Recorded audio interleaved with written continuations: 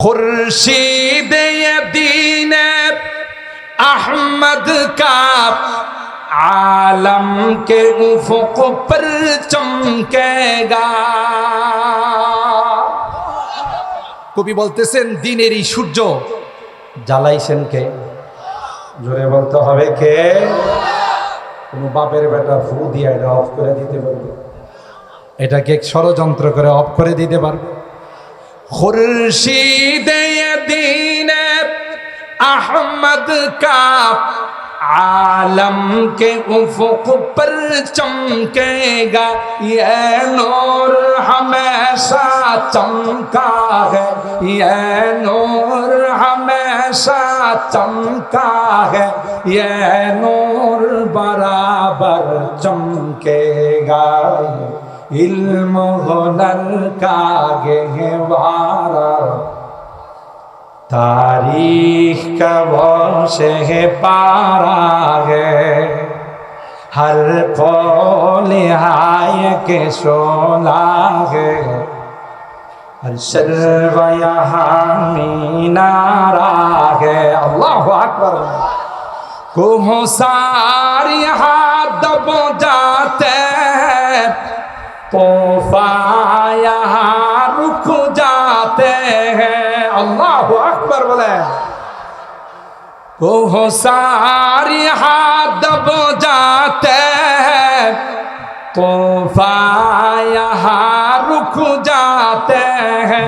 इसका है फकीरी के आगे, इसका है फकीरी के आगे शाहों की महल झुक जाते हैं।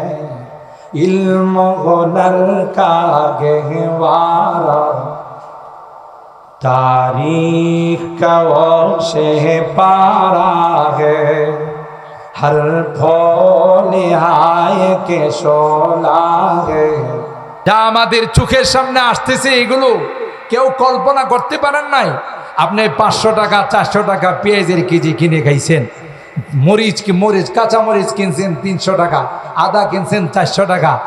এটি আসলে তো যারা কৃষক যারা উৎপাদন করে তারা এত টাকা পায় নাই, ওই রাঘব বোয়ালদের পেটের মধ্যে গেছে। কথা বলেন ঠিক কিনা? রাঘব বোয়ালদের পেটে যাওয়ার কারণে এই কস্টিংটা আমার আপনার উপর আইসা চাপছে, আর এরা কোটি কোটি টাকা বিদেশে পাচার করছে, বিদেশে সেকেন্ড হোম বানাইছে, বিদেশের ব্যাংকগুলোতে অগাধ টাকা পয়সা তারা ওখানে জমা করছে। ঠিক না বে ঠিক? মোহতারাম হাজিরিন, 2 নাম্বার কাজ হয়েছে জুলুম। যেই হোক জুলুম যারা করবে তাদের নিস্তার নাই, তাদের নেহাই নাই। কথা বলেন ঠিক কিনা?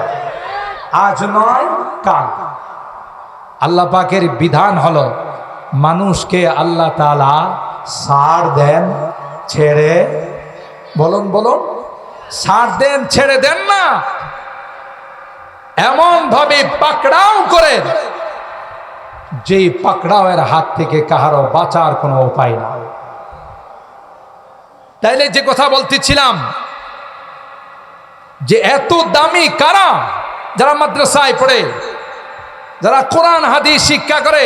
আজকে যে হাফেজ ছাত্রদেরকে এখানে পাগড়ি দেওয়া হবে, মাশাআল্লাহ সুন্দর আয়োজন। আপনারাও প্যান্ডেল কানায় কানায় ভরে গেছেন, আর আপনাদের ইখলাসের বরকতে দুআ আল্লাহ কবুল করে নিছেন।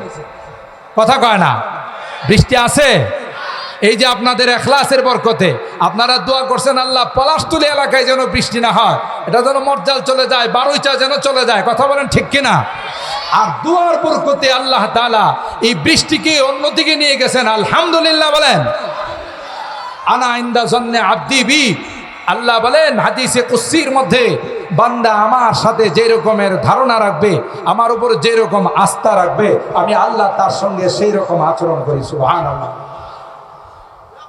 হাফেজে কোরআন কত দামি, মাদ্রাসায় যারা পড়ে তারা কত দামি। আল্লাহু আকবার বলেন। মান ক্বরাল কুরআনা ফাস্তাযহারাহু ওয়া আহাল্লা হালালাহু ওয়া হারামা হারামা আদখালাহুল্লাহুল জান্নাহ ওয়া শাফাআহু ফি আশারাতিম মিন আহলি বাইতি কুল্লুহুম ক্বাদ ওয়াজাবাত লাহুম নার। আল্লাহর হাবিব বলেন,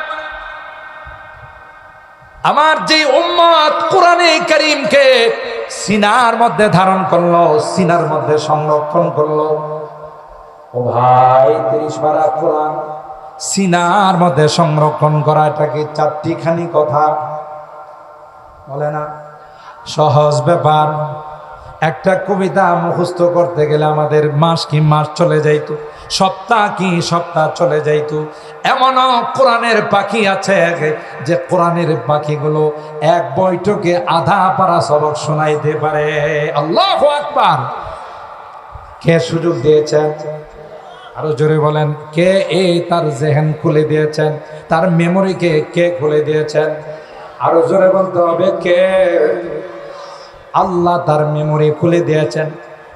আমার ভাইরা, একজন হাফেজে কোরআন, তিনি আপনাদের পলাশতলী থেকে হাফেজ হয়েছে, এমনি হয় না, আপনাদের সহযোগিতা হয়েছে, ঠিক কিনা বলেন? আপনারা যদি মাদ্রাসায়, আমি তো এসে দেখে অবাক হয়ে গেলাম, মাকসুদ সাহেবকে জিজ্ঞাসা করলাম, প্রিন্সিপাল সাহেব, যে গত বছর দেখলাম কি অবস্থা, আজকে এত সুন্দর। হুজুর, আল্লাহর বান্দারায় আমাদের এই মাদ্রাসাকে বড় ভালোবাসে, আলহামদুলিল্লাহ বলেন। একটা কথা বলেন।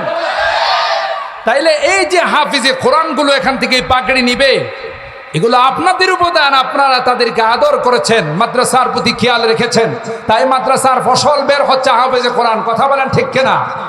এরা যখন আল্লাহর জান্নাতে যাবে, একা যাবে না, বলবেন আল্লাহ ওই পলাশতলীর মানুষগুলো কোথায়, যারা আমাদের মাদ্রাসায় দান খায়রাত করতো, যাদের অবদানে আজকে হাফেজে কোরআন হয়েছে। আল্লাহ ডাক দিয়া বলবে, যাও তোমার পথে তুমি দাও, তুমি কোরআনের আয়াতগুলো তিলাওয়াত করো, আর এক এক তলার দিকে এক এক তলার মধ্যে তুমি উঠতে থাকো। হাফেজে কোরআন বলবে, না না, যতক্ষণ পর্যন্ত এদের জান্নাতের ফয়সালা না হবে ততক্ষণ পর্যন্ত তোমার জান্নাতে যাব না। লাভ না লস? এ ভাই, ওই দিন কেউ আমাকে আপনাকে আপন বলে স্বীকার করবে না, সন্তান বাবা বলে স্বীকার করবে না, স্ত্রী স্বামী বলে স্বীকার করবে না। কথা বলেন ঠিক কিনা?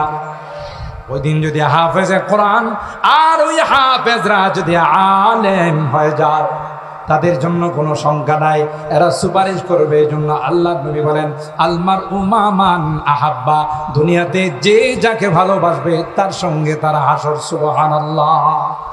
মহব্বত করবো তো ইনশাআল্লাহ। আর শুনে রাখেন, শেষ কথা, পিসা হুজুর চলে আসবেন, দেরি করবো না। যারা কোরআনের মাদ্রাসাকে ভালোবাসবে, এই কোরআনের শিক্ষাকে যারা ভালোবাসবে, ইসলামকে যারা ভালোবাসবে, তারা দুনিয়াতেও সফল, পরকালেও সফল। কথা বলেন ঠিক কিনা? আর যারা এই কোরআনের মাদ্রাসার বিরোধিতা করবে, ইসলামের বিরোধিতা করবে, মনে রাখেন, ক্লিয়ার বলে যাচ্ছি, যারা বিরোধিতা করবে তাদের বিরোধিতার কারণে মাদ্রাসাগুলো বন্ধ হবে না।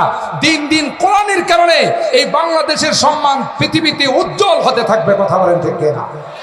এমন কোনো বৎসর নাই যে বৎসরগুলোতে আমার এই বাংলাদেশ থেকে কোরআনের পাখিরা বিদেশে গিয়ে 200-300 রাষ্ট্রকে পিছনে ফেলে আমার দেশের লাল সবুজের পতাকা উড্ডীন করে। কথা বলেন ঠিক কিনা?